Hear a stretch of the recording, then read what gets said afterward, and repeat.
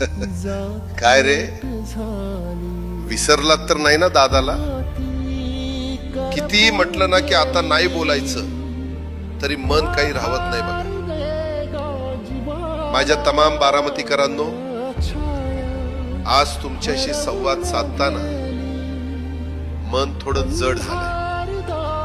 खरं सांगू तर बारामतीमध्ये कधी पोट निवडणूक लागेल असं तुम्हाला काय, मला सुद्धा कधी वाटलं नव्हतं.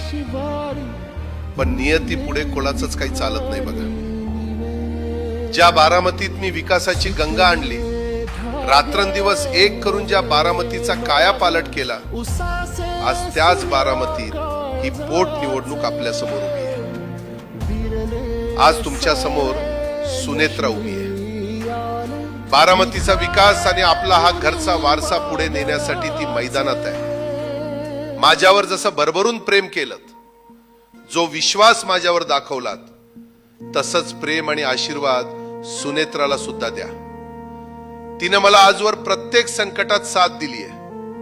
आता तिला तुमच्या साथीची गरज आहे. बारामतीकरांनो, लक्षात ठेवा, ही निवडणूक फक्त एका जागेची नाही, तर बारामतीच्या अस्मितेची आणि इथल्या चालू राहिलेल्या विकासाची आहे.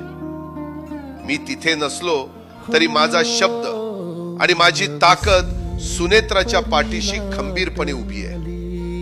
निकाल लागल्यावर तिला विजयी गुलाल लागलेला पाहणं हे माझ्यासाठी सर्वात मोठ्या आनंदाचं असेल. आणि शेवटी एकच सांगतो, जसे आजपर्यंत माझ्या मार्फत आपण बारामतीकरांनी मताधिक्याचे अनेक रेकॉर्ड केले, यावेळेस देखील एक नवीन रेकॉर्ड कराल आणि नेहमीप्रमाणे विरोधकांचे डिपॉझिट जप्त करण्याची परंपरा कायम ठेवाल अशी आशा व्यक्त करतो. चला, निरोप घेतो. सांभाळून घ्या. तुमचाच दादा.